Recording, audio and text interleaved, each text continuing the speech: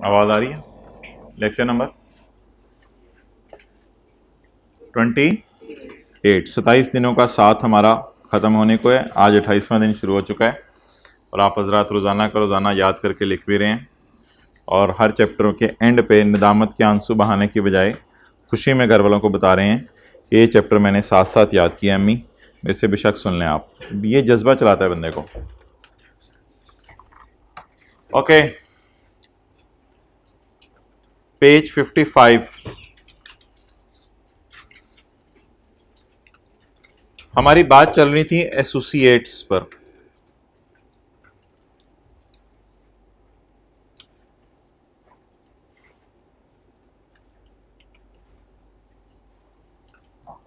हमने जाते जाते पढ़ा था कि एक पार्टनर अगर अकेला पार्टनरशिप फर्म में 50 या उससे ऊपर परसेंटेज ओन कर ले तो वो पार्टनर और एओपी आपस में एसोसिएट होंगे। पार्टनर नेचुरल पर्सन होगा, एओपी ऑब्वियसली आर्टिफिशियल पर्सन है, यानी ये नेचुरल तो नहीं है, लेकिन पार्टनरशिप फर्म की एक फर्म के नाम से एग्जिस्टेंस तो है ना। फिर इसके बाद मोहतरम हमने पढ़ा था कि जरूरी नहीं कि कोई बंदा अकेला पार्टनरशिप फर्म में शेयर ओन करे। ऐसा भी हो सकता है कि कोई बंदा अपनी बीवी को मिला के 50 या उससे ऊपर शेयर ओन कर ले। तो अगर कोई बंदा अपनी बीवी को मिला के 50 या उससे ऊपर शेयर ओन कर लेता है तो फिर भी ये आपस में क्या बन जाएंगे? एसोसिएट।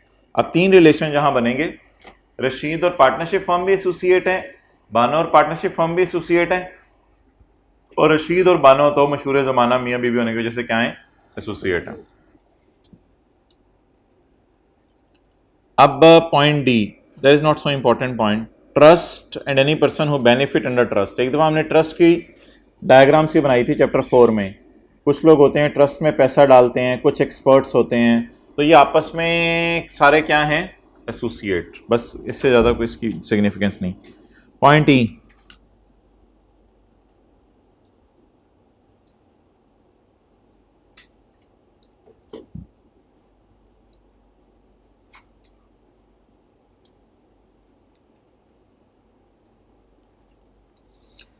पॉइंट ई की एग्जांपल सामने मैंने आपके शो किया है। एक है company, that is company A. Company A में चीमा के कितने परसेंट शेयर्स हैं? 60%। और टिंकू के 40%। ये एओपी और शेयर एओपी और पार्टनर हैं या कंपनी और शेयर होल्डर हैं? कंपनी और शेयर होल्डर। कल हमने किसकी बात की थी? एओपी और पार्टनर की। और आज हम किसकी बात कर रहे हैं? मैं उम्मीद करता हूं फिजिकल वाले हजरात ये लेक्चर जो है वो आज ही के दिन थर्सडे को ले रहे हैं। अच्छा, तो अब सवाल ये राइज होगा कि कौन बंदा, कौन सा शेयर होल्डर कंपनी को कंट्रोल करे? चीमा कंट्रोल करे या टिंकू कंट्रोल करे? चीमा, क्योंकि चीमे की चलेगी, क्योंकि चीमे के पास कितने परसेंट हिस्सा है कंपनी का? 50%। तो जवाब बता दें इस सवाल का, आंसर मेरा क्या बनेगा? आंसर कौन कौन आपस में एसोसिएट हैं? नहीं, चीमा नहीं, mister Cheema. Mister Cheema and company A R आपस में एसोसिएट्स। डन। तो ये एसोसिएट हैं, ये एसोसिएट नहीं है। ये कौन सा पॉइंट हमारा अब शुरू हो गया? ई, ई फॉर हाथी।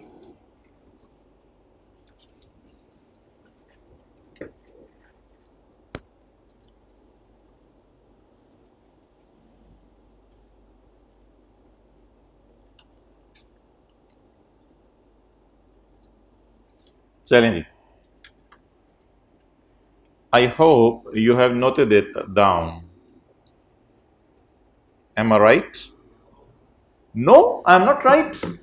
ओके, चलें अब आ जाएं।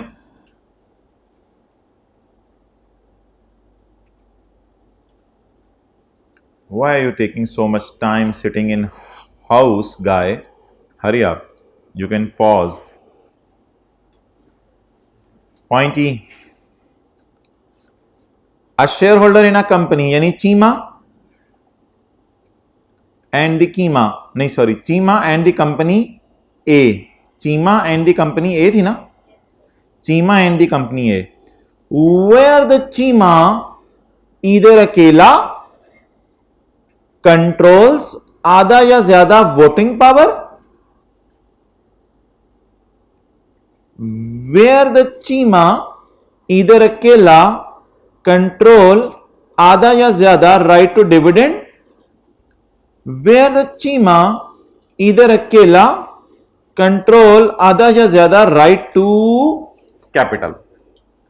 ये तीन चीजें क्या हैं? Voting power, right to dividend, right to capital.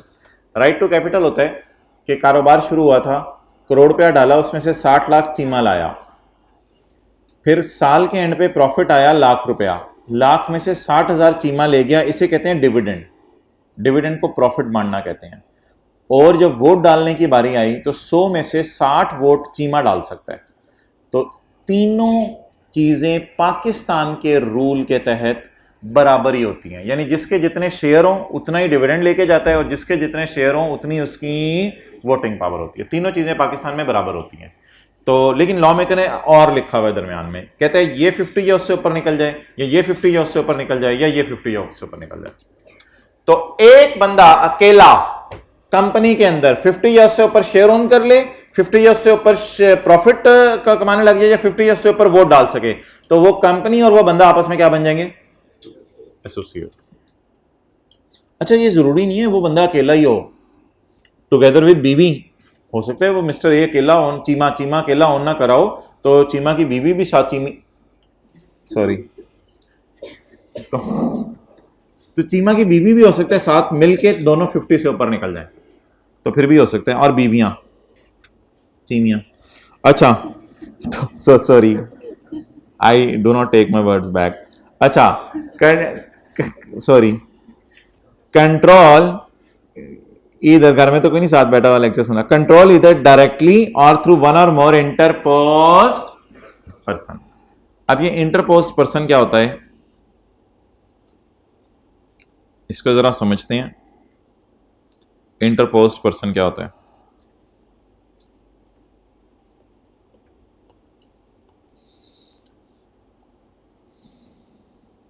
अच्छा जी, एक कंपनी है बाटा, देखें जूतों की तरफ अपने, एक कंपनी है बाटा, इसके 3 शेयर होल्डर हैं, एक है ए, दूसरा है बी, तीसरा है सी। ए ने कितने शेयर ओन किए हैं? 48%, बी ने 30%, सी ने 22%।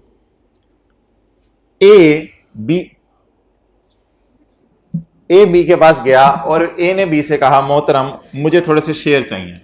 बी ने कहा भाईजान आपको शेयर तो मिल जाएंगे, लेकिन मुझे पता है कि अगर मैंने आपको शेयर दे दिए तो आपने बी और सी के ऊपर चढ़ाई शुरू कर देनी है और आपके 50% से ऊपर शेयर निकल जाने हैं और बी और सी का कुछ भी नहीं बचना, और सी का तो चीमे का वैसे ही कीमा बन जाना है।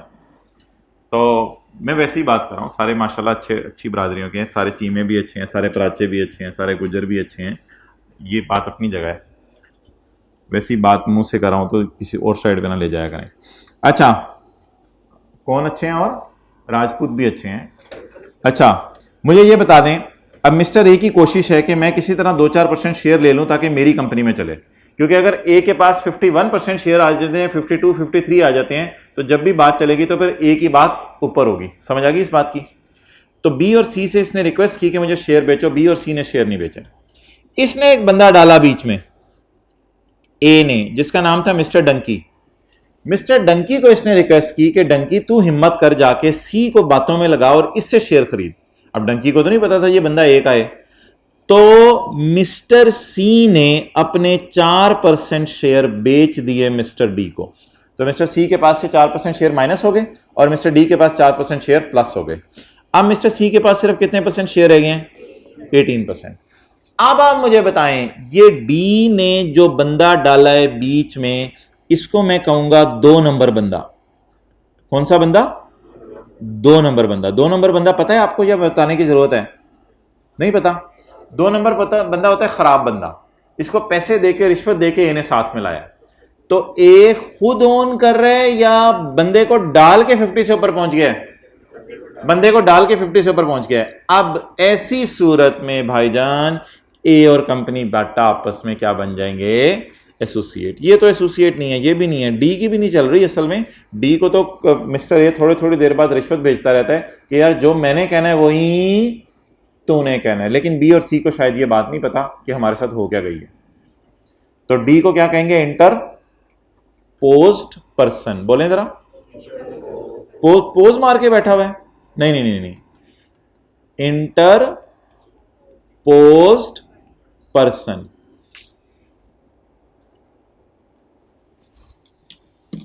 ये नोट करेंगे या मैं आऊं आपकी किताबों तक?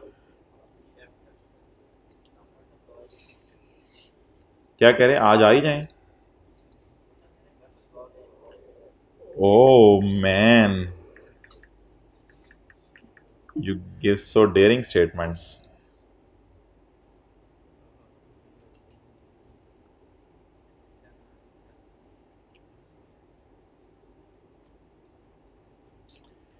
इंटरपोज का डिक्शनरी में मतलब उर्दू में मुदाखलत करना, यानी मुदाखलत करने के लिए इस बंदे को बीच में डाला है। साजिश कह दो आप। नॉन लाहौरी कितने हैं क्लास में? हाथ खड़ा करें। अच्छा, अब इनमें से कितने लोग कल आएंगे वो हाथ खड़ा करें। ज़बरदस्त यार, एक्सेलेंट जी। उधर से भी ज़बरदस्त, ब्लैक शर्ट, आखिर में कैप पहनी हुई भाई, ज़बरदस्त। हाथ हिला दो, आपने कैप पहनी हुई है, ज़बरदस्त। अच्छा जी, अच्छा आप माइक में बताने लगे हो, बोलो यार।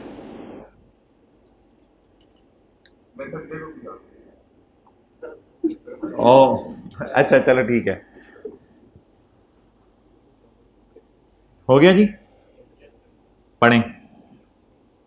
अच्छा, इसमें आप कंक्लूजन क्या बनेगा? इसमें जवाब ये बनेगा कि मिस्टर ए और मिस्टर डी भी भाईजान एसोसिएट हैं। ये बात याद रखिएगा। क्यों? क्योंकि D is expected to act in accordance with the intentions of A. और एक और भी एसोसिएट है जो असल में मैं आपको बताना चाह रहा था, वो कौन है? Company Bata and mister A. Company Bata और मिस्टर ए भी क्या है? एसोसिएट।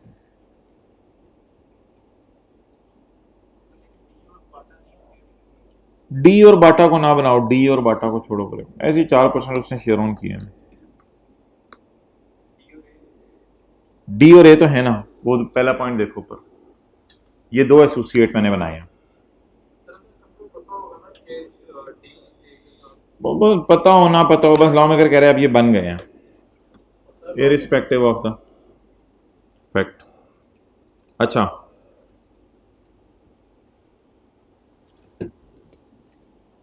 तो इस पॉइंट को दोबारा पढ़ें आप, पॉइंट ई को।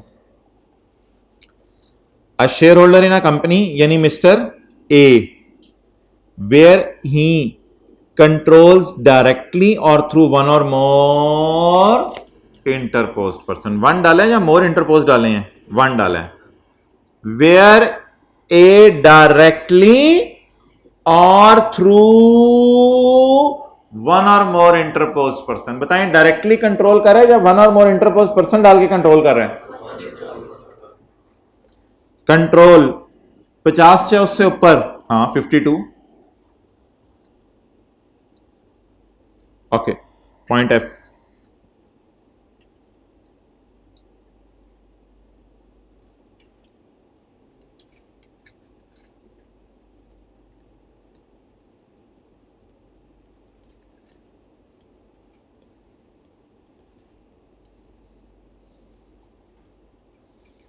जी, जरा इसको स्टडी करें, स्ट्रक्चर को।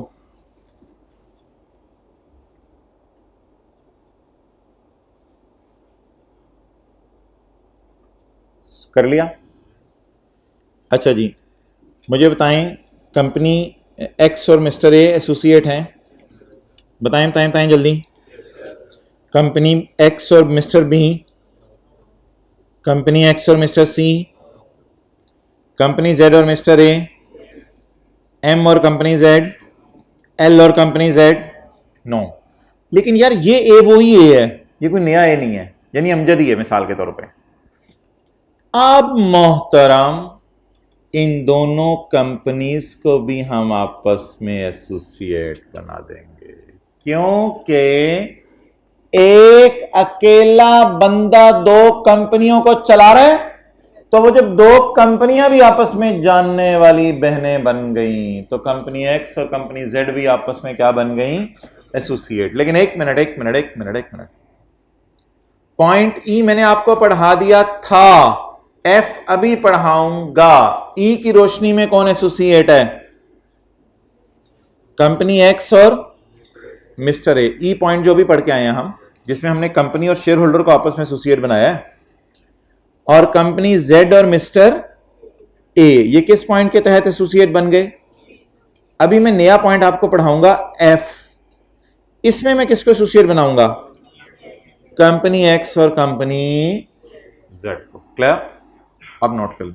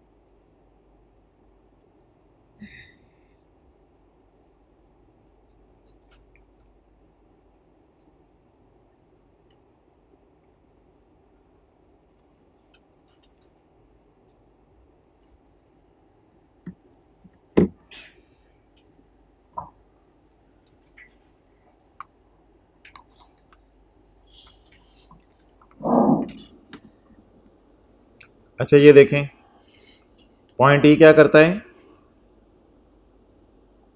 ये मैं अपवर्ड और डाउनवर्ड चल रहा हूं, कंपनी एक्स और ए को एसोसिएट बनाता है। पॉइंट ई क्या करता है, कंपनी जेड और कंपनी ए को एसोसिएट बनाता है। और पॉइंट एफ आमने सामने वाली कंपनीज को भी क्या बना देता है, एसोसिएट। अगर एक अकेला बंदा दोनों में 50 या उससे ऊपर ऑन करे,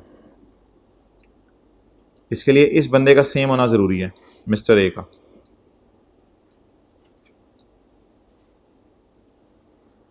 पढ़ें,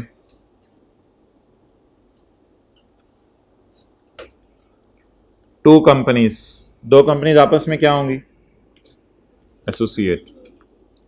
where a person, mister A था, वेयर अ पर्सन इधर अकेला कंट्रोल आधा या ज्यादा of the voting power in both companies. Where a person इधर अकेला कंट्रोल आधा या ज्यादा of the right to dividend in both companies. Where a person इधर अकेला कंट्रोल आधा या ज्यादा of the right to capital in both companies.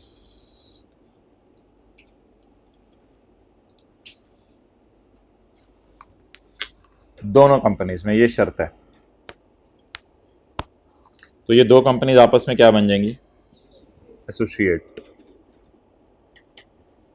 और ये जरूरी नहीं है कि ये अकेला हो सकता है अपनी बीवी के साथ मिलकर शेयर ऑन कर रहा हो, टुगेदर विद बीवी और बीवियां, बीवी के साथ मिलकर शेयर ऑन कर रहा हो, बच्चे भी हो सकते हैं एसोसिएट में।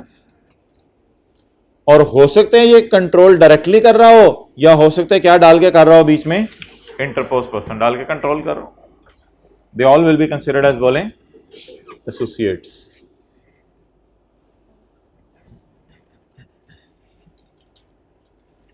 अगले सफे पे आए, पॉइंट 5। ईद करीब आ रही है तो रिलेटिव की डेफिनेशन पढ़ लेते हैं। कहीं ऐसा तो नहीं कि बड़ी ईद के पास कोई ऑनलाइन वाले जो लेक्चर सुन रहे हैं। अच्छा, तो ईद करीब आ रही है तो ये रिलेटिव्स की डेफिनेशन जरा देख लेते हैं।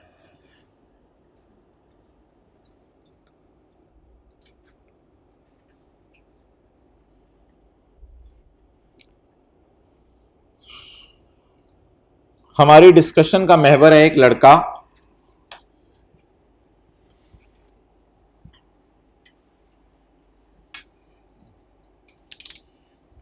जिसके हैं ये अब्बू, इस लड़के के ये दादा हैं, और इस लड़के के ये पड़ दादा हैं, और इस लड़के के ये लक्कड़ दादा है, स्काई ब्लू।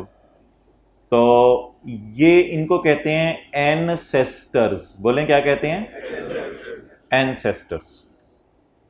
ये इस लड़के के चचा हैं, अब्बू के सामने ही खड़े करूंगा ना मैं। ये इस लड़के के चचा हैं और ये इस लड़के के ताया हैं, और ये इस लड़के का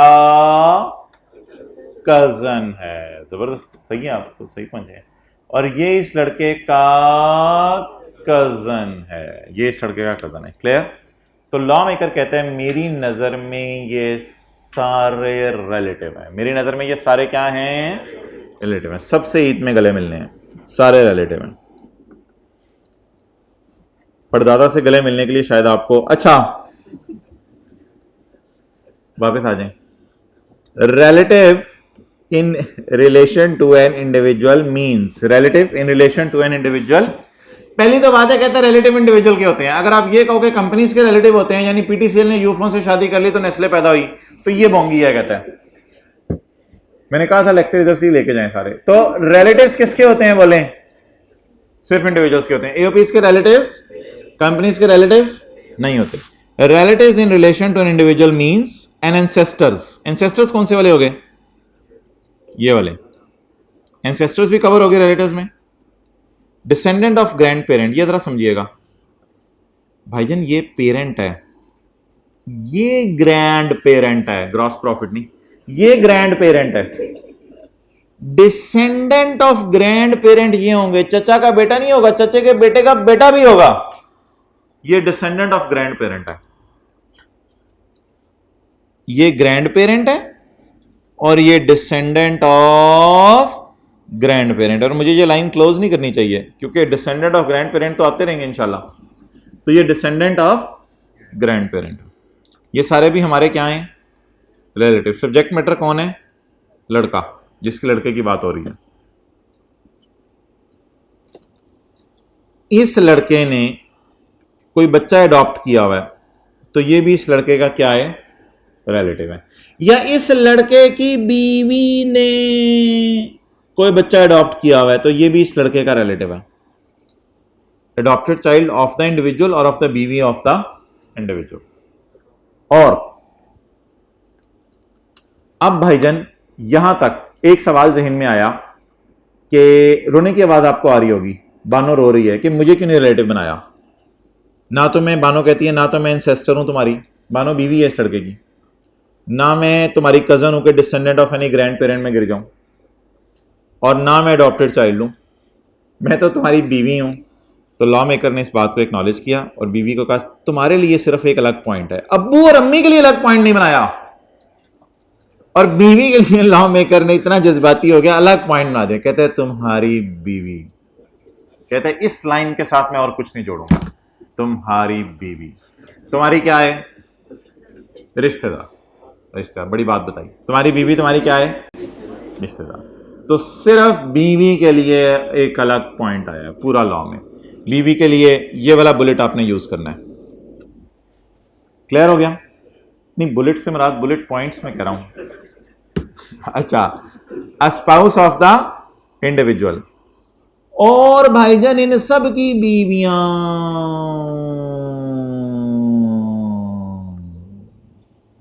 इन सब की बीवियां, और spouse of the any of the person specified in above point A वाले सब लोगों की बीवियां भी इस बंदे की रिलेटिव हैं। क्लियर? तो इसकी बीवी के लिए अलग पॉइंट आया और सबकी बीवियों के लिए एक अलग पॉइंट आ गया जिसमें सबकी बीवियां कवर हो गई। वो इसकी क्या बन गई? रिश्तेदार, रिलेटिव बन गई। और अब आप इस मिसाल को जाके चेंज कर सकते हैं घर में, और अगर आप इस मिसाल को जाके चेंज करेंगे ताकि अम्मी खुश हो जाएं तो उसमें भी कोई मसला नहीं। यानी इधर लड़का है तो इधर आप लिख दीजिएगा अम्मी, तो ठीक है। इधर आप नाना लिख दीजिएगा, इधर आप पढ़ नाना लिख दीजिएगा, और इधर आप जो है वो खाला लिख दीजिएगा मिसाल के तौर पे, इधर आप जो है वो मामू लिख दीजिएगा, एंड सो ऑन। ये मिसाल भी सही है, कोई मसला नहीं। तो जो जो मिसाल आपको पसंद हो अबू अबू बैठे हों तो उस एतबार से मिसाल बना लीजिएगा, अम्मी बैठी हों तो उस एतबार से मिसाल बना लीजिएगा। और इधर लड़के की बजाय अगर आपने लड़की लिख दिया तो बस ठीक है, इधर अबू उसी तरह लिखकर रहने दें, दादा उसी तरह लिखकर रहने दें, जैसे मर्जी मिसाल बनाइएगा, बस ये रिलेटिव होंगे सारे। तेरा काफ किधर गया है? क्लियर? तो ये किसकी डेफिनेशन है जी? रिलेटिव्स की। अच्छा, अब एक इंटरेस्टिंग फैक्ट है जिसको आपने ना बड़े मजे ले लेके जो है इंजॉय करना है। ये इफ्तारी के बाद आपने पॉइंट पढ़ना है। ये जो घर में लेक्चर ले रहे हैं ये ना, ये बड़ा मजे का पॉइंट है, इंजॉय कर करके ना बड़े मजे से आपने पढ़ना है। इस पॉइंट के पढ़ते हुए ना you will be in heavens. Section 85 का पॉइंट 3 पिछले 55 नंबर सफ़े पे कहता है कि following shall be treated associate a relative of the individual. रिश्तेदार आपस में क्या है? एसोसिएट है। लेकिन जब हम पेज 55 को ख़त्म करके पेज 56 की तरफ जाते हैं तो पेज 56 आगे बढ़ के चपेट मारता है और पेज 56 चपेट मार के कहता है कि रिलेटिव्स आर नॉट एसोसिएट्स। दीवाना हो गया तू? पागल हो गया? क्या हो गया तुझे? डीओजी ने काटे? क्या हो गया? खुदा का खौफ कर, ऐसी बातें कर रहे हैं। पेज 55 क्या कह रहे हैं? रिलेटिव्स आपस में क्या है रे? एसोसिएट हैं। पेज 56 का कह रहा relative shell not be associate. थोड़ी देर के लिए सर पकड़ के हेड डाउन करके घरों में बैठ जाए ऐसे, इतनी देर बैठेंगे कि घर वाला आके पूछे क्या हुआ है, और अगर घर वाला आ गया तो आप उसको बताएं कि पिछले सफे पे लिखा हुआ है कि रिलेटिव एसोसिएट और इस सफे पे लिखा हुआ है रिलेटिव एसोसिएट नहीं है, मुझे आपने सीए में क्यों डाला? अच्छा, तो पॉइंट 4 क्या कह रहे जी? रिलेटिव आपस में एसोसिएट नहीं है। असल में भाईजान, असल में ना रिलेटिव एसोसिएट होते हैं, ये पुराने ज़माने की बात है, ये पेज 55 की बात कर रहा हूँ। रिलेटिव एसोसिएट होते हैं, रिलेटिव जानने वाले होते हैं। लेकिन जैसे जैसे वक्त गुजरता गया ना और ज़माने ने तरक्की की, तो जैसे जैसे ज़माने ने तरक्की की वैसे वैसे जो है ना वो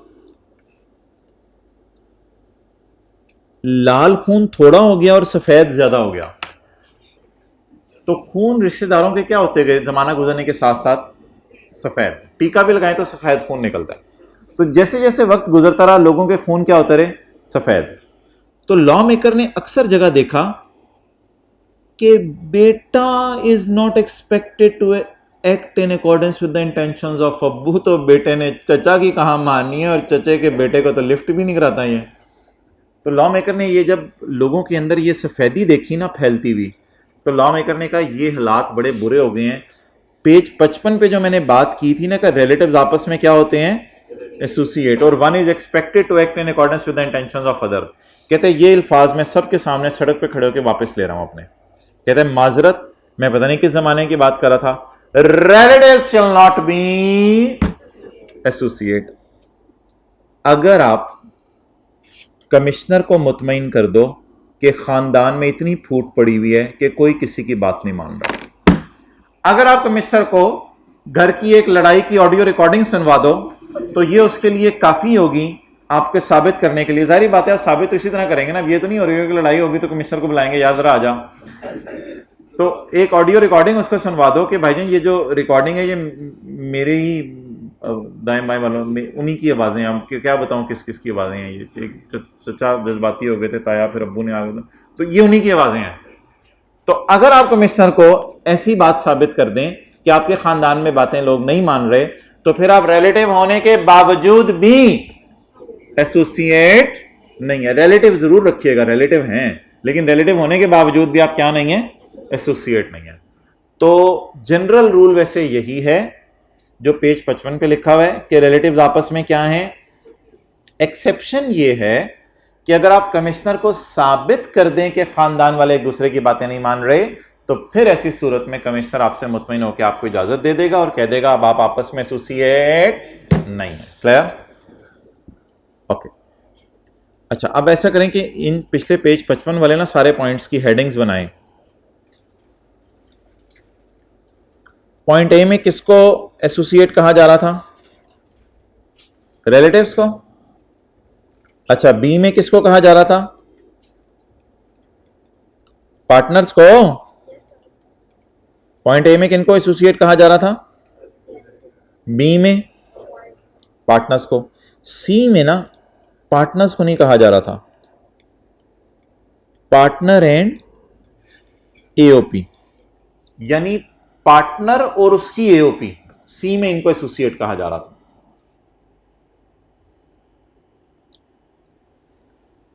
ई में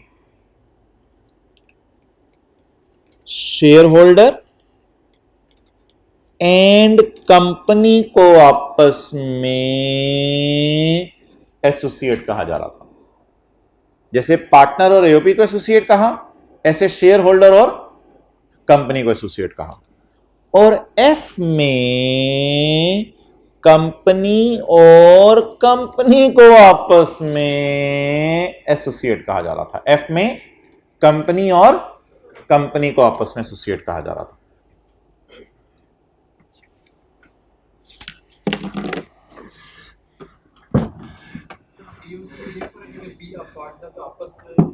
जी मैं बताता हूं।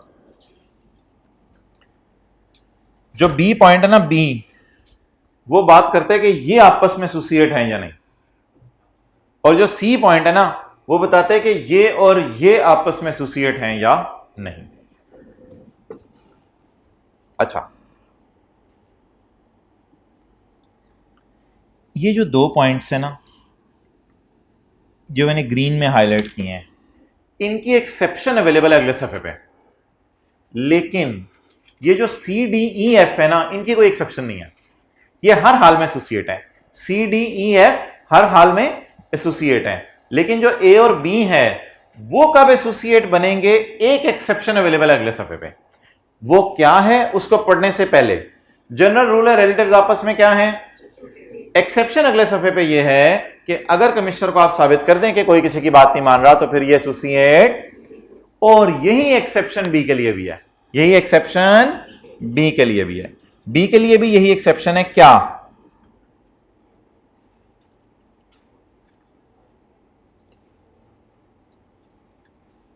Members of an AOP shall not be associate. हालांकि पिछले सफे पे लिखा हुआ था एसोसिएट है, इधर क्या करें, members of an AOP shall not be associate where the commissioner is mutmain and no one is expected to act in accordance with the intentions of the other। जहां कमिश्नर मुतमईन है कि कोई बंदा किसी की बात नहीं मान रहा, तो मेंबर्स ऑफ एन एओपी भी एसोसिएट नहीं होंगे अगर आप कमिश्नर को मुतमईन कर दें कोई बंदा किसी की बात नहीं मान रहा। तो मोहतरम, ये जो मेरे पॉइंट्स है ना, सी डी ई एफ, इनमें कोई एक्सेप्शन नहीं है, ये हमेशा ही एसोसिएट है। ए और बी एसोसिएट तो हैं, लेकिन अगर कमिश्नर को आप साबित कर दें कि बात नहीं मान रहा कोई किसी की, तो फिर आप एसोसिएट नहीं है। अब ऐसे कभी डिटेल में पेपर में सवाल आया तो नहीं, लेकिन अगर कभी पेपर के अंदर सवाल आ जाए कि जी ये आपका रिलेशन है, इसमें बताएं मैक्सिमम पॉसिबल एसोसिएट्स कौन से हैं, तो उसमें आप बता के आएंगे कि mister A and X AOP are associates. अगली बात आप ये बताएंगे कि नहीं, ये एक बात कवर होगी, इसमें कोई एक्सेप्शन भी नहीं है, mister A and X AOP are associate, क्योंकि ये तो ऐसे ऐसे का रिलेशन नहीं है ना, ये तो ऐसे ऐसे का रिलेशन है। तो mister A and X AOP are, इस बात की कोई एक्सेप्शन नहीं है, ये हैं, जो मर्जी कर लो आप। लेकिन ये और ये आपस में एसोसिएट हैं या नहीं, ये और ये आपस में एसोसिएट हैं या नहीं, और ये आपस में एसोसिएट हैं या नहीं, ये इनको कहते हैं मेंबर्स ऑफ एन एओपी। ये और ये आपस में एसोसिएट हैं या नहीं, इसके बारे में आप पेपर में ये लिख के आएंगे कि A and B, B and C, and A and C are associates. However, if the commissioner is satisfied that no one is acting in accordance with the intentions of other, then these are not associate। असूली तौर पे इधर चार relation develop हो रहे हैं, चार। एक रिलेशन वो डेवलप हो रहा है जिसे मैं ग्रीन से हाईलाइट कर रहा हूं, ए और एओपी, ये तो मस्ट क्या है, एसोसिएट है। आगे ए और बी, ए और सी, या बी और सी, इसके बारे में आप लिख के आएंगे कि partners of an AOP are associates. However, if Commissioner is mutmain that no one is acting in accordance with the intentions of other, then they will not be considered as associate. फिर वो associates नहीं होंगे. Clear? Okay. अब आप ऐसा करें, question number 5 और 10 और 13 ये जरा कर दें पास पेपर के. 5, 10 और 13.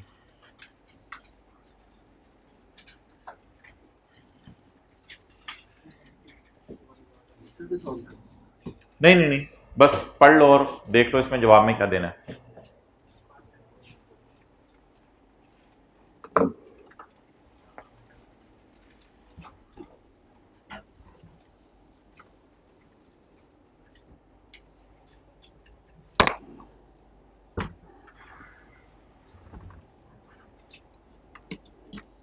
भाई को जरा कंधे से हिलाएं, उन्हें कि क्वेश्चन 5 पढ़ लें. पढ़ो पढ़ो पढ़ो पढ़ो, फिर देखो भी ना किताब की तरफ. क्वेश्चन 5,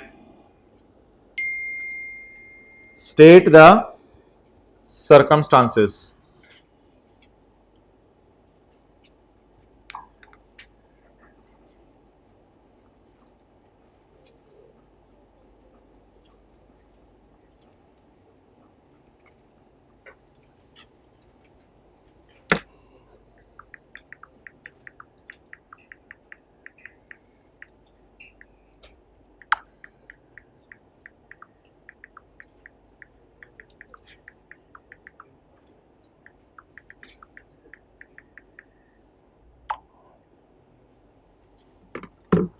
अच्छा जी, state the circumstances when two company shall be considered as associate.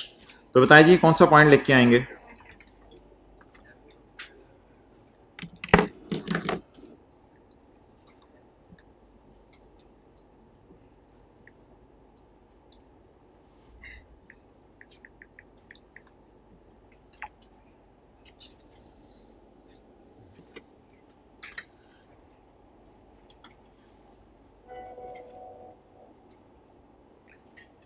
To companies.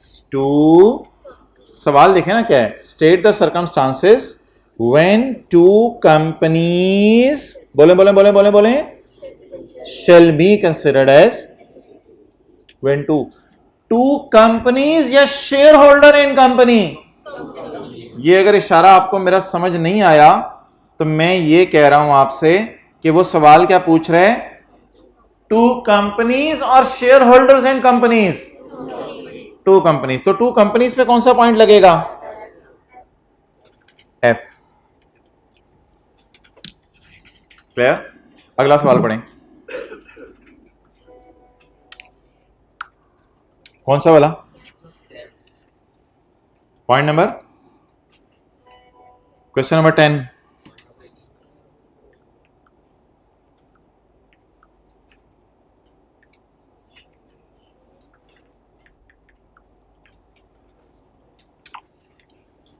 Explain the term associates. भाईजान पहले इसका जवाब तो दें. Explain the term associates. Explain the term associates. Page आए 55 पे. पेज 55 पे आके point number,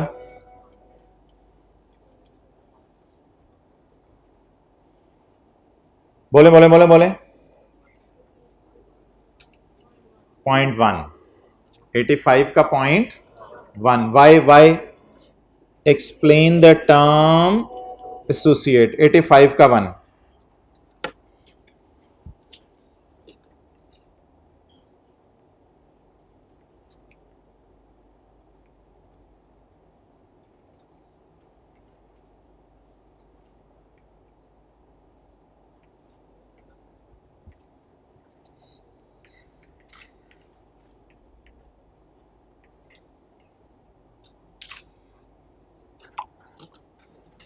State the circumstances under which a shareholder in a company and the company may be regarded as associates. बताएं.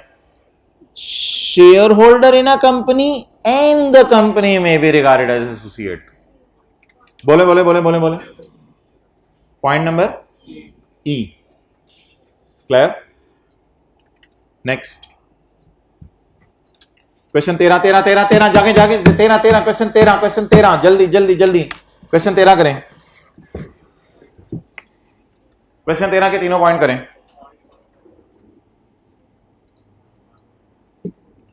Under the provisions of income tax ordinance 2001 describe the following meaning of the term associate. ये 2 number का आया है। कौन सा point? 1। Excellent. 85 का 1 लिखें लिखें लिखें लिखें लिखें लिखें लिखें साथ साथ अटेंटिव रहें। 85 का 1 circumstances in which a member of an AOP and AOP may be regarded as associate। member of an AOP and AOP कौन सा point? member of an AOP and AOP point C। Clear? 85 के 3 का C। Done. आगे situation in which member of an AOP may not be regarded as associate. Situation in which member of an AOP में, वली भाई सीधे होकर बैठे। Situation under which member of an AOP may not be regarded as associate. वो situation बताएं जिसमें ये एसोसिएट नहीं समझे जाएंगे। एक्सेलेंट। 4 पॉइंट। क्लियर? ओके।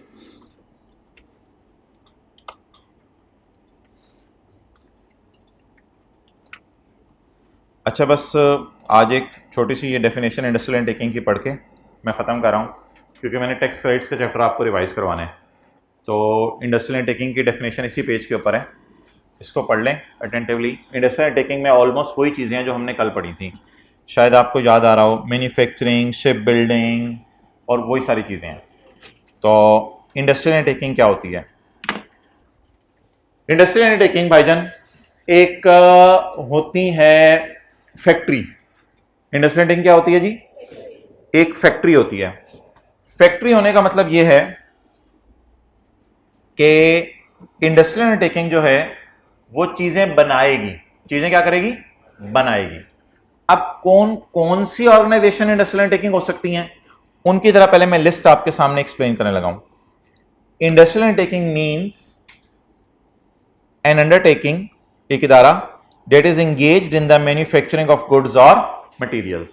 कोई पंखे बना रहा है, कोई जो है एसी बना रहा है, कोई व्हाइट बोर्ड बना रहा है, ये सारे के सारे क्या समझे जाएंगे? इंडस्ट्रियल अंडरटेकिंग, यानी manufacturers. The processing of goods in a way which अच्छी खासी चेंजेस देयर ओरिजिनल कंडीशन। चीजों को ऐसे बदलना कि उनकी हालत बदल जाए, ये भी क्या होगा? Industrial undertaking. जहाज बनाना भी क्या होगा? Industrial undertaking. जनरेट करना, फिर कन्वर्ट करना और भेजना बिजली, जैसे वापडा वाले हैं, ये भी क्या होंगे? Industrial undertaking. माइन, कुएं से चीजें निकालना। ऑयल वेल, माइन से चीजें निकालना जैसे कोयला वगैरह, और कुएं से चीजें निकालना, ऑयल निकालना या कोई भी मिनरल डिपॉजिट्स निकालना, ये भी क्या होंगे? बोले industrial undertaking. Next, a person doing construction of building, a person doing construction of roads, आगे भी चल रहे हैं ना। a person doing construction of bridges and a person doing other such structures। कोई बिल्डिंग बना रहा है, कोई रोड बना रहा है, कोई ब्रिज बना रहा है, ये लोग भी क्या होंगे?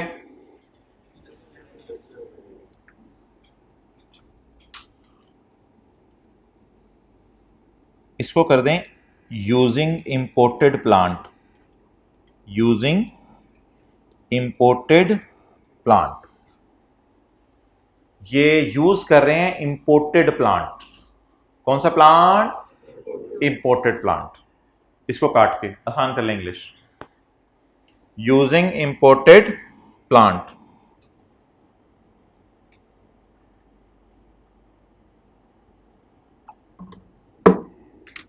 ये मुझे आप सोच के बताएं अब कि ये जो लोग सड़कें बना रहे हैं, रोड बना रहे हैं, बिल्डिंग्स बना रहे हैं, ये सारे लोग हमारी नजर में इंडस्ट्रियल अंडरटेकिंग है या सिर्फ वो लोग इंडस्ट्रियल अंडरटेकिंग है जो इंपोर्टेड प्लांट यूज कर रहे हैं? आपने अक्सर देखा होगा चाइना की कंपनीज रोड्स बना रही होती हैं, या सी पैक का प्रोजेक्ट है, तो वो इंपोर्टेड प्लांट यूज कर रहे हैं बाहर से मंगवा के। अगर कोई लोकल प्लांट यूज कर रहा है, जिस तरह पाकिस्तान में आप चले जाएं, हर सड़क के ऊपर घर बन रहा होता है। अब जो हर सड़क पे घर बन रहा है तो वो इंपोर्टेड प्लांट तो यूज नहीं कर रहे। अगर वो कहें मैं बिल्डिंग बना रहा हूं और मुझे भी इंडस्ट्रियल टेकिंग कहो तो उनको इंडस्ट्रियल टेकिंग नहीं कहेंगे। तो जितने प्रॉपर्टी डीलर हैं, घर बना रहे होते हैं, उनको आपने इंडस्ट्रियल टेकिंग नहीं कहना। जितने कॉन्ट्रैक्टर हैं पाकिस्तान के, उनको आपने इंडस्ट्रियल टेकिंग नहीं करना, अनलेस कि वो क्या यूज कर रहे हो, इंपोर्टेड प्लांट। और ये लॉ की प्रोविजन किस साल आई थी? यकम मई 2020 में आई थी, बस ये लिखा हुआ। उसके बाद resident company engaged in the hotel business in Pakistan. ऐसी रेजिडेंट कंपनी जो पाकिस्तान, अटेंटिव है आप लोग, स्क्रीन की तरफ देख रहे हैं, मुझे नहीं लग रहा।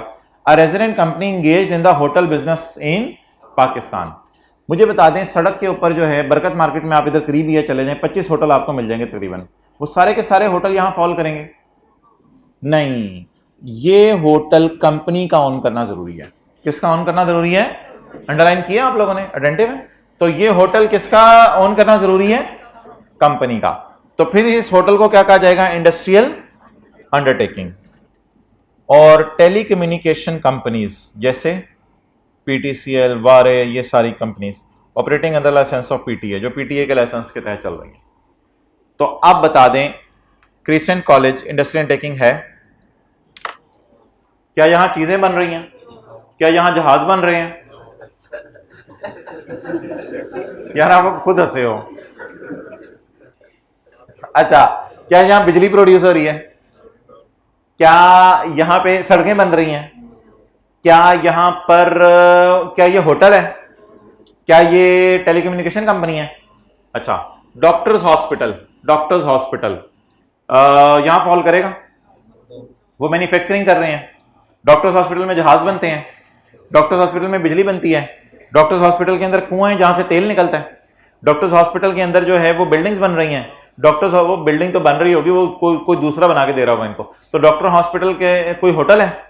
डॉक्टर हॉस्पिटल कोई पीटीए का अप्रूव्ड इदारा है? बिल्कुल भी नहीं। तो जो चीज भी इनमें फॉल नहीं करेगी वो इंडस्ट्रियल टेकिंग नहीं है। आपके मोहल्ले के अंदर एक जनरल स्टोर है, क्या वो मैन्युफैक्चरिंग कर रहे चीजें? वो तो खरीद के बेच रहे हैं। क्या वो जहाज बना रहे? नहीं, वो तो चीजें खरीद के बेच रहे हैं। क्लियर? ग्राहकों को जहाज नहीं बना रहा, इसी बात नहीं सोचनी। क्लियर होगी? अच्छा,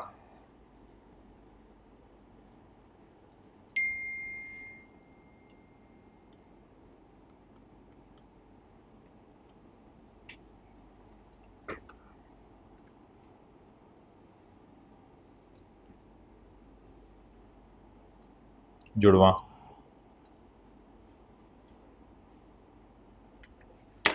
कितने एम्प्लॉयज हैं ऑर्गेनाइजेशन के पास? 8। 1 2 3 4 5 6 7। लॉ मेकर कहते हैं आप इंडस्ट्रियल अंडरटेकिंग नहीं हो। इंडस्ट्रियल अंडरटेकिंग वो होती है जिसमें कम से कम 10 एम्प्लॉयज हो, जिसमें कम से कम, हाँ, अगर आप कहते हैं कि भाईजान हमारे पास जो है वो 100 एम्प्लॉयज हैं तो कोई मसला नहीं, तो फिर खैर है, तो कोई मसला नहीं। कम से कम कितने एम्प्लॉयज होने चाहिए? 10। कम से कम कितने एम्प्लॉयज होने चाहिए? 10। 10 से ज्यादा हो सकते हैं, 10 से कम ना हो।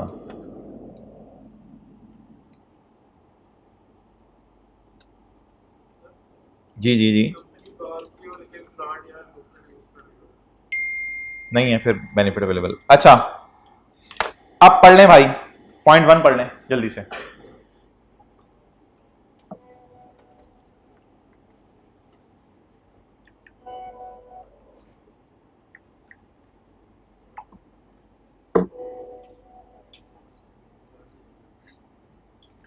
टेन और मोर पर्सन, कम से कम कितने बंदे हों? 10 या उससे ज्यादा। और क्या वो ये यूज कर रहे हो? Involve the use of electrical energy, electrical energy इस्तेमाल कर रहे हो, और any other energy which is mechanically transmitted. भाईजान ये लिखा हुआ है कि इलेक्ट्रिकल और मैकेनिकल एनर्जी इस्तेमाल कर रहे हो, ये लिखा हुआ है कि इलेक्ट्रिकल और मैकेनिकल एनर्जी इस्तेमाल कर रहे हो, जल्दी बोलें। नहीं, ये नहीं लिखा हुआ, ये लिखा हुआ है कि इलेक्ट्रिकल एनर्जी इस्तेमाल कर रहे हो या ऐसी एनर्जी इस्तेमाल कर रहे हो जो मैकेनिकली ट्रांसमिट होती है। कौन कौन सी एनर्जीज मैकेनिकली ट्रांसमिट होती हैं? वो आपके साथ एक बच्चा बैठता था, वो इंजीनियरिंग कर रहा है अब, एफएससी है। कोई आपका दोस्त? आपके भी हैं, सबके होंगे दोस्त, मेरे भी हैं, मेरे 3 दोस्त हैं जो इंजीनियर बन चुके हैं। उनको आज हम फोन करेंगे, जाके उनको फोन करेंगे, my dear how are you, I want to ask a question, which energies are mechanically transmitted, वो कहेगा मुझे भी नहीं अभी पता, फिर आपने फोन बंद कर देना है, फिर आपको भी नहीं पता, खैर है कोई मसला नहीं। तो कोई एनर्जीज होंगी दुनिया में जो कैसे ट्रांसफर होती हैं, मैकेनिकली। कोई एनर्जीज होंगी दुनिया में जो कैसे ट्रांसफर होती हैं, mechanically, what ever it may be, हमें उससे क्या। तो बता दें कितने किस्म की एनर्जी यूज कर रहे हो आप, 2 किस्म की। नंबर 1 इलेक्ट्रिकल एनर्जी, नंबर 2 ऐसी एनर्जी जो मैकेनिकली। लेकिन भाईजान आपने ह्यूमन एनर्जी यूज नहीं करनी। ह्यूमन एनर्जी का यह मतलब है कि आपने ऐसे गांव के अंदर जाके फैक्ट्री खोली जहां इलेक्ट्रिकल एनर्जी है ही नहीं और मैकेनिकली ट्रांसमिट होने वाली एनर्जी भी नहीं है। अब आप लोगों को हाथों से काम करो, हाथों से काम करो, ह्यूमन एनर्जी। तो लॉमेकर कहते हैं नहीं, ह्यूमन एनर्जी अगर आप इस्तेमाल कर रहे हो तो हम आपको बेनिफिट नहीं देंगे। और अगर आप एनिमल एनर्जी इस्तेमाल कर रहे हो, वैसे हैं तो दोनों ही, सॉरी एनिमल नहीं है, अच्छा, और अगर आप एनिमल एनर्जी इस्तेमाल कर रहे हो तो भी हम आपको बेनिफिट नहीं। एनिमल एनर्जी इस्तेमाल होती है, आप जो है वो कुएं के गिर जो है वो गाय को जो है वो घुमा रहे होते हैं, गाय के आंखों पे पट्टी डाली होती है, गाय समझती है मैं मरी पहुंच गई और वो उधर ही घूम रही होती है। तो ये कौन सी एनर्जी इस्तेमाल हो रही है, एनिमल एनर्जी। तो कौन सी एनर्जी इस्तेमाल करने की इजाजत है और कौन सी नहीं है, बोले बोले बोले बोले बोले बोले बोले बोले हाइब्रिड वाले जागे जागे जागे। इलेक्ट्रिकल एनर्जी और ऐसी एनर्जी जो मैकेनिकली ट्रांसमिट होती है। और कौन सी एनर्जी इस्तेमाल करने की इजाजत नहीं है, ह्यूमन एनर्जी इस्तेमाल करने की इजाजत नहीं है और एनिमल एनर्जी इस्तेमाल करने की इजाजत नहीं है। लेकिन अगर आप ज्यादा जिद करते हैं कि मेरे पास है ही सिर्फ ह्यूमन और एनिमल एनर्जी और हमारे इलाके में लाइट नहीं आती, तो लॉ मेकर कहते हैं कोई नहीं भाइयों, नंबर ऑफ एम्प्लॉइज को 20 कर लो, नंबर ऑफ एम्प्लॉइज पर बढ़ा लो, कम से कम कितने बंदों को नौकरी दो, 20 से ज्यादा बंदों को अगर नौकरी दो और तुम ह्यूमन या एनिमल एनर्जी भी इस्तेमाल कर लो तो भी मेरी नजर में कोई मसला नहीं है।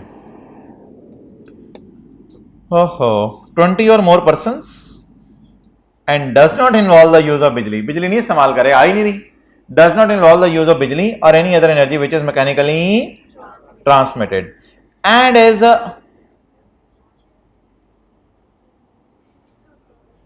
रशीद को जरा कौन ही मारे, शीद ये क्या है? नहीं भाईजान, रशीद को कोनी नहीं मारने की जरूरत थी। मैथमेटिक्स का रूल है 2 नॉट मिलके पॉजिटिव हो जाते हैं। ये है 2 नॉट मिलके क्या हो जाते हैं। अब आपको ये अंग्रेजी समझ नहीं आ रही तो इसमें मेरा कोई कसूर नहीं, क्योंकि हम उर्दू मीडियम के लोग हैं, तो इसलिए ये 2 नॉट मिलके पॉजिटिव हो जाते हैं। अब जरा बात मेरी गौर से समझनी है, और मैंने कोई गप नहीं मारी। असल में ये 2 नॉट मिलके ना इससे आगे वाले फिक्रे को पॉजिटिव सेंस देंगे और ये अकेला नॉट इस फिक्रे को नेगेटिव सेंस देगा। सादा सी बात की है, दोबारा सुन लें। ये 2 नॉट मिलके आगे वाले फिक्रे को पॉजिटिव सेंस दे देंगे और ये अकेला नॉट इतने फिक्रे को कौन सी सेंस दे देगा, नेगेटिव सेंस दे देगा। और इसको तो नेगेटिव सेंस आपको समझ आ भी रही थी।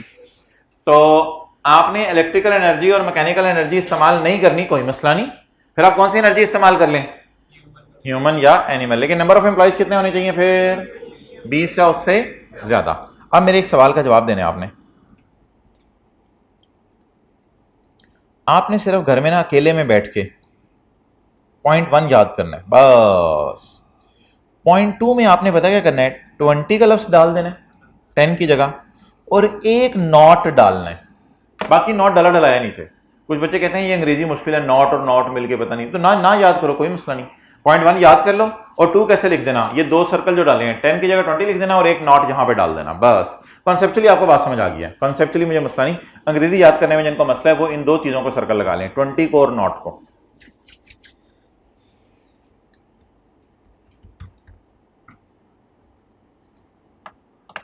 ओके, अब मुझे ये बताएं,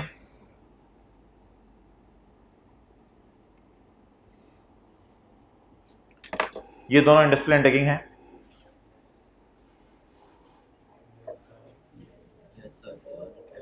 बताएं जल्दी से, खुदा के लिए बता दें। कितने लोग कह रहे हैं पहली वाली इंडस्ट्रियल अंडरटेकिंग है, कितने लोग कह रहे हैं पहली वाली नहीं है, अच्छा, और कितने लोग कह रहे हैं दूसरी वाली है। अच्छा यार, ये पहली वाली भी है और दूसरी वाली भी है, वजह सुने क्यों यार, इधर लिखा हुआ है 10 और मोर, 10 to 20 नहीं लिखा हुआ, 10 और मोर का मतलब है चाहे 11 हो, चाहे 12 हो, चाहे 13 हो, चाहे 14 हो, चाहे 20 हो, चाहे 21, 22, 23, बल्कि आप बिजली इस्तेमाल करें 100 बंदों को नौकरी पे दें, हुकूमत तो खुश होगी। तो 10 और मोर में ये कवर होगा और ये 20 और मोर में कवर होगा। हाँ, अगर मैं यहां पे ये अब मैं इन दोनों को टेक करूंगा, लेकिन अगर मैं यहां पे 7 कर दूं और यहां पे 17 कर दूं, दोनों नहीं है। इलेक्ट्रिकल वाला 10 और मोर होना चाहिए, नहीं है, और एनिमल वाला 20 और मोर होना चाहिए, नहीं है। लेकिन इस वक्त ये दोनों हैं। क्या है? Industrial undertaking. नोट कर लें। तो 27 एम्प्लॉइज हैं, ये भी इंडस्ट्रियल अंडरटेकिंग है। एनिमल वाले के 27 एम्प्लॉइज हैं, ये भी इंडस्ट्रियल अंडरटेकिंग है। कर लें, कुछ नहीं होता।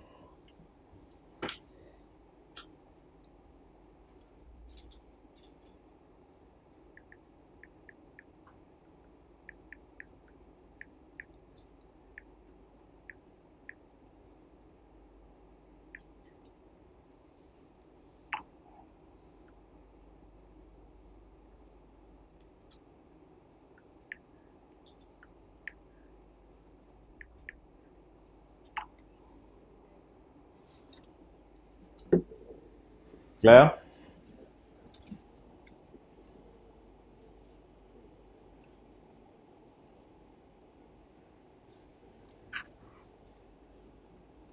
वली भाई, रिवीजन शुरू होने लगी है, अटेंटिव हो जाएं। बस अब मैं पढ़ाने लगा था तो दूसरी क्लास वालों ने और पढ़ाने नहीं दिया, तो ठीक है, कोई मसला नहीं। मुझे बस आप मैनेजेरियल, टेक्निकल और कंसल्टेंसी, इन तीनों के अंदर मुझे फ़र्क बता दें, तो फिर मैं क्लोज़ करता हूँ और टैक्स क्रेडिट्स की रिवीजन शुरू करते हैं। इन तीनों में फ़र्क बता दें, मैनेजेरियल, टेक्निकल और कंसल्टेंसी। एक कंपनी है, उसको मैनेजेरियल सर्विसेज कोई दे रहा है, क्या मतलब है? मैनेज कर रहे हैं मैनेजर, यानी कितने एम्प्लॉयज़ प्रोडक्शन डिपार्टमेंट में होने चाहिए, कितने सेल्स में होने चाहिए, ये मैनेजर होता है। टेक्निकल लोग क्या करते हैं? टेक्निकल लोग ये वाली बातें नहीं बताते। टेक्निकल लोग मशीन सही कर दी, ये कर दिया, वो कर दिया, ये टेक्निकल लोग होते हैं। और कंसल्टेंट कौन होते हैं? कंसल्टेंट जो मशवरे देने वाले, ये ज़्यादा ही लर्नेड और एक्सपर्ट लोग होते हैं। ये ऑर्गेनाइजेशन को ओवरऑल मशवरे देते हैं, यहाँ दुकानें खोलो, यहाँ मार्केटिंग करो, ये करो, वो करो। मैनेजेरियल ज़रा नीचे की चीज़ है और कंसल्टेंसी उससे भी ऊपर की चीज़ है। तो भाई ये 2-3 लफ्ज़ हैं, चलें कल इंशाल्लाह इन पे बात करेंगे। ये डेफिनेशन अब दूसरी क्लास ने नहीं पढ़ने दी, इसलिए मैं आपको भी नहीं पढ़ाता। टैक्स रेट्स के चैप्टर में आ जाएंगे, रिवीजन शुरू करें। टेस्ट में टैक्स क्रेडिट ही आएगा। अच्छा, आप बहुत इंजॉय करेंगे अगर आपने थोड़ी सी टेंशन दे दी ना, तो आप बहुत इंजॉय करेंगे। छोटी छोटी चीज़ें हैं, इसके 2-3, एक छोटा सा पास पेपर भी करवाने हैं आपको, थ्योरी वाला याद करा दीजिएगा। सेक्शन 61, अगर आप इन लोगों को चैरिटी दें तो आपको पैसे देने पे या प्रॉपर्टी देने पे टैक्स माफ हो जाएगा। सेक्शन 62, अगर आप शेयर खरीदें या लाइफ इंश्योरेंस करवाएं तो आपको टैक्स माफ होगा, लेकिन तफसील में जाएं तो शेयर खरीदना भी था, सुकूक्स खरीदना भी था, और units of exchange traded fund खरीदना भी था, और लाइफ इंश्योरेंस कराने पे भी टैक्स माफ हो रहा था। लेकिन लाइफ इंश्योरेंस वाला टैक्स सिर्फ तब माफ हो रहा था जब आप बिजनेस या सैलरी इनकम कमा रहे हो, बाकी टैक्सेस वैसे ही माफ हो रहे थे। शेयर्स अगर आपने 2 साल में बेच दिए, सुकूक्स या units of exchange traded fund नहीं, शेयर्स या लाइफ इंश्योरेंस पॉलिसी 2 साल में आपने कैंसिल करवा ली, तो जो टैक्स रेट अलाउ हुआ है वो क्या हो जाएगा? डिसअलाउ। हेल्थ इंश्योरेंस पे भी आपको टैक्स माफ होगा। इसके बाद अगर आपने अपने लिए पेंशन रखवाई तो उस पेंशन पे भी आपको क्या होगा? टैक्स माफ। मिल नहीं रही, कंट्रीब्यूट कर रहे हैं आप, अपने लिए जमा करवा रहे हैं, इस पे भी आपको टैक्स माफ होगा।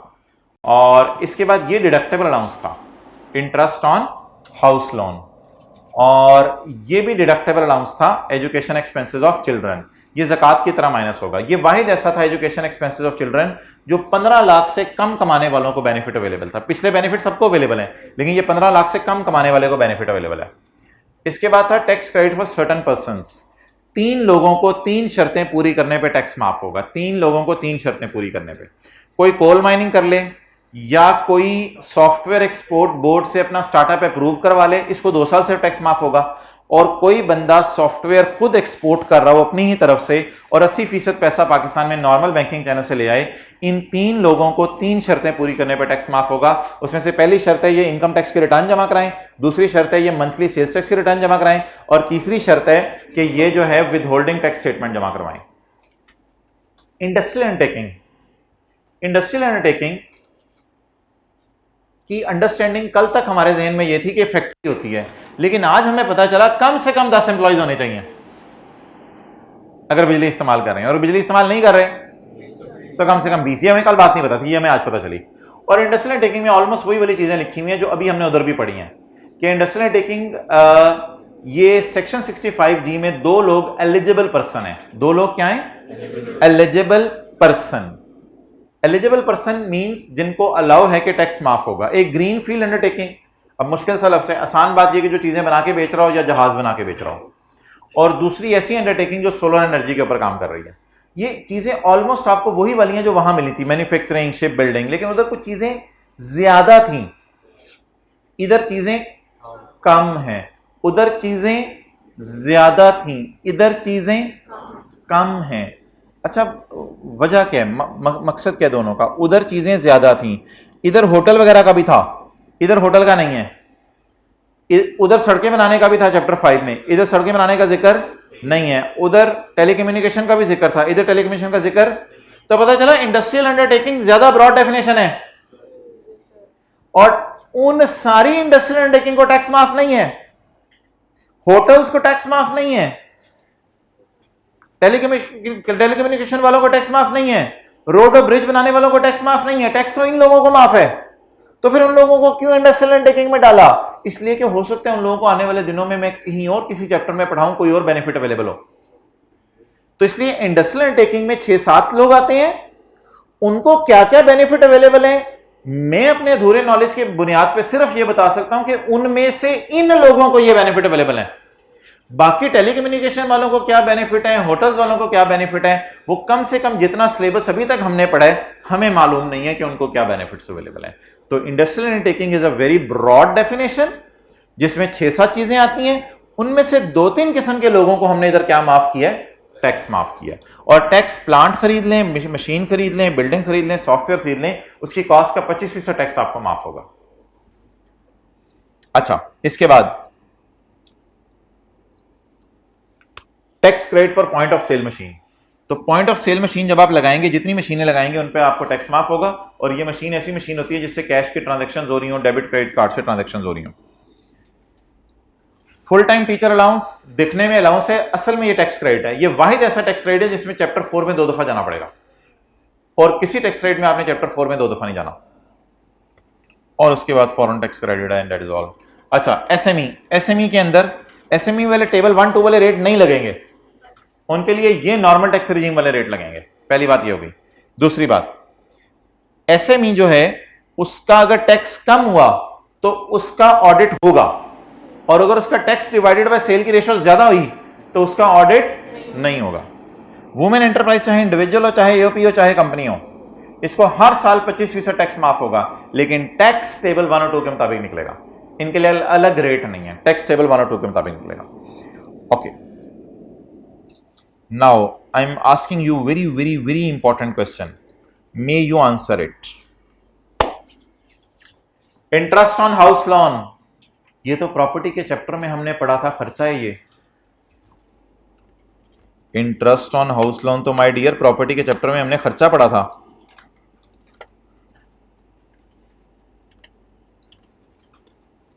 टेस्ट की डिस्कशन अपलोड होगी भी है यूट्यूब के ऊपर, पोर्टल पे शायद मैं भूल गया था, आज कर दूं, वरना यूट्यूब पे देख लें। कौन सा चैप्टर में कह रहा था? प्रॉपर्टी किधर है? ये वाला, ये इधर सोर्स है, ये है प्रॉपर्टी। भाईजान प्रॉपर्टी में आपको पता है हमने पढ़ा था interest on house loan minus करने की जरूरत है।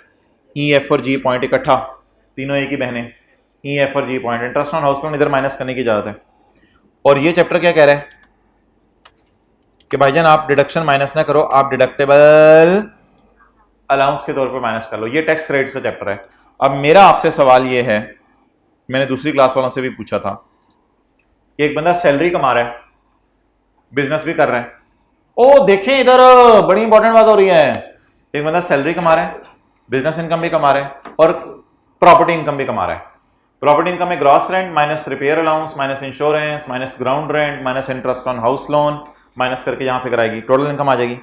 टोटल इनकम में से आप डिडक्टेबल अलाउंसेस आपको पता है माइनस करते हैं, ज़कात, इंटरेस्ट ऑन हाउस लोन अब और एजुकेशन एक्सपेंसेस ऑफ चिल्ड्रन। अब मेरा आपसे सवाल यह है कि क्या इंटरेस्ट ऑन हाउस लोन यहां डिडक्शन के तौर पे माइनस करूं या यहां डिडक्टेबल अलाउंस के तौर पे माइनस करूं? इज इट अ डिडक्शन और is it A deductible allowance? उस पूरी क्लास में तकरीबन 70 बच्चे बैठे हुए थे, एक बच्चे ने जवाब दिया था सही, एक बच्चे ने। डिडक्शन भी है, अभी प्रॉपर्टी के चैप्टर में दिखा के हैं हम आपको, डिडक्शन भी है, दिखा के नहीं है प्रॉपर्टी के चैप्टर में। डिडक्शन क्यों नहीं बोल रहे आप? प्रॉपर्टी के चैप्टर में हाँ डिडक्शन अलाउड है। तो क्या करें फिर, यहां माइनस किया करें यहां माइनस किया करें? डिडक्शन और डिडक्टेबल अलाउंस में फर्क बता दें। डिडक्शन होती है जो टोटल इनकम से ऊपर ऊपर ही उस हेड में माइनस हो जाती है, जैसे कैपिटल गेन में कमीशन वगैरह माइनस हो जाए या बिजनेस में बिजनेस के खर्चे माइनस हो जाए, तो डिडक्शन होती है वो माइनस हो जाती है टोटल इनकम से ऊपर ऊपर। और डिडक्टेबल अलाउंस कहां माइनस होता है? और एक और मजे की बात सुने, डिडक्शन पूरी माइनस होती है और डिडक्टेबल अलाउंस हमने पढ़ा था लोअर ऑफ करके माइनस होगा। तो ये तो बहुत छोटा बेनिफिट है। बताएं जी, डिडक्शन के तौर पे आप लेंगे पेपर में, डिडक्टेबल अलाउंस के तौर पे इंटरेस्ट ऑन हाउस लोन को, दोनों दो बेनिफिट इकट्ठे नहीं मिल सकते। पागल हो गए आप लोग कि इधर भी लॉ मेकर माइनस करने दे इधर भी माइनस करने दे।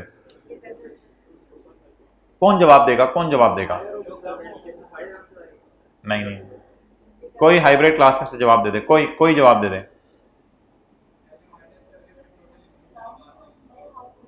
क्या चीज, दोबारा बोलें। ठीक है ठीक है। अच्छा, अब मोहतरम आप आपने गौर से सुनना है। ये मैंने आपके सामने डाटा लिखा है, अब शायद आप किसी नतीजे पे पहुंच जाए।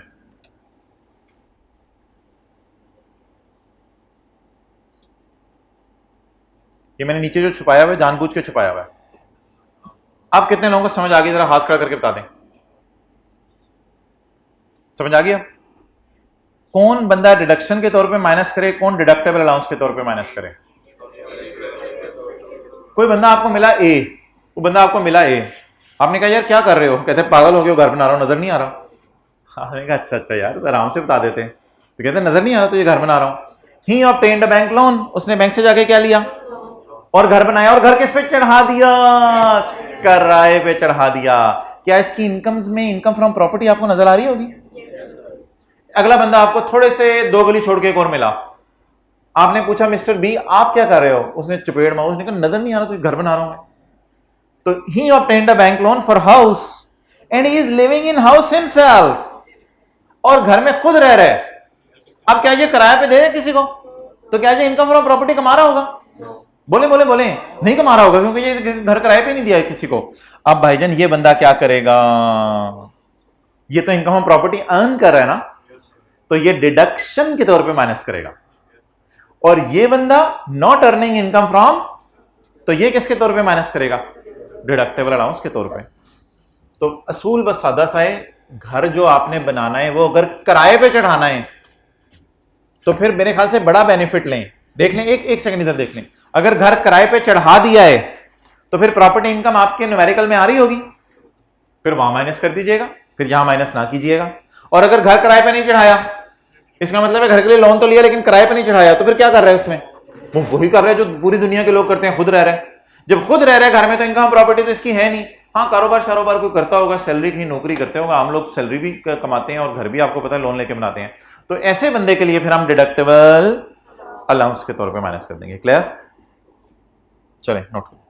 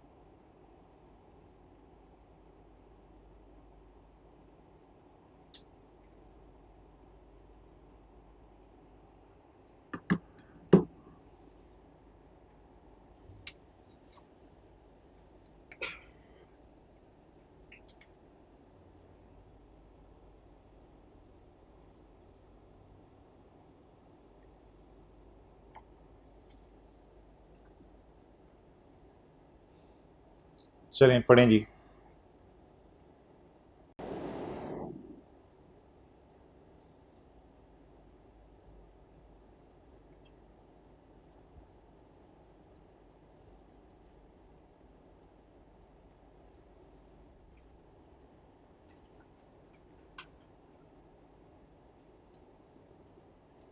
जो बंदा इनकम प्रॉपर्टी कमा ले वो पूरा माइनस कर ले, और जो बंदा इनकम प्रॉपर्टी ना कमाए वो डिडक्टेबल अलाउंस माइनस करे। डिडक्टेबल अलाउंस पूरा माइनस नहीं होता, वो 3 में से लोअर फिगर माइनस होती है। चलें जी छुट्टी, ये सवाल कर दें मुझे। और 1 मिनट यार, क्वेश्चन 8 पढ़ें। अब आप सवाल पूछ लो। क्वेश्चन 8 इस चैप्टर के पास पेपर का, पेज 79।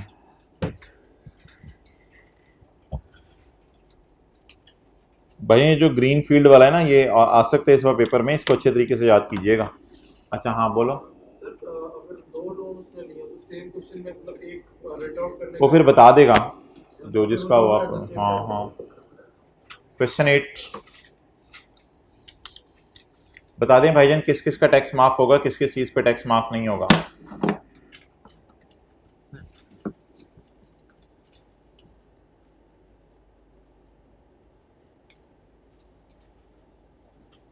अशरफ जी, भाईजान टैक्स माफ होगा पहले पे जल्दी बताएं। होगा नहीं होगा? होगा टैक्स माफ, होगा टैक्स माफ। वो खुदा का खौफ करें, कोई होश के नाखुन लें। कहाँ से टैक्स माफ होगा? क्या बातें कर रहे हैं आप? किस पिंड से आए हैं आप? किस शहर के इलाके से आए हैं आप? कोई खुदा का खौफ करें, क्या बातें कर रहे हैं आप? आपको बात करते हुए यार ये cash paid will only qualify for tax credit if amount is paid by cross cheque. तो माना कि आप रिलीफ फंड गवर्नमेंट वाले को डोनेशन दे रहे हैं, लेकिन आपको पैसे किस फॉर्म में देने चाहिए थे, और ये पैसे किस फॉर्म में दिए जा रहे हैं? कैश की फॉर्म में। तो यहाँ टैक्स क्रेडिट अलाउ होगा या नहीं होगा? नहीं होगा। नेक्स्ट, जाती कार आपने किसी नॉन प्रॉफिट इदारे को डोनेशन पे दे दी है, और जिस वक्त ये गाड़ी थी 4 साल पहले आपने 8 लाख की ली थी, आज 6 लाख की है, तो कोई मसला नहीं, इस पर तो टैक्स क्रेडिट अलाउ होगा। Fair value of property given पे टैक्स माफ होगा, और फेयर वैल्यू उस दिन की ली जाएगी जिस दिन गाड़ी आपने क्या की है, डोनेट की है। तो ये टैक्स माफ होगा बिल्कुल, इसका तो टिक करेंगे। और 6 लाख पे होगा या 8 लाख पे? सीज लोअर ऑफ में 6 लाख को एक्चुअल फेयर वैल्यू लेंगे उसकी।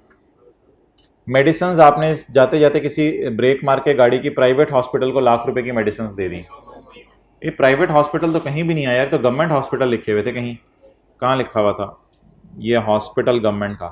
तो प्राइवेट हॉस्पिटल को डोनेशन देने पर टैक्स माफ नहीं होगा।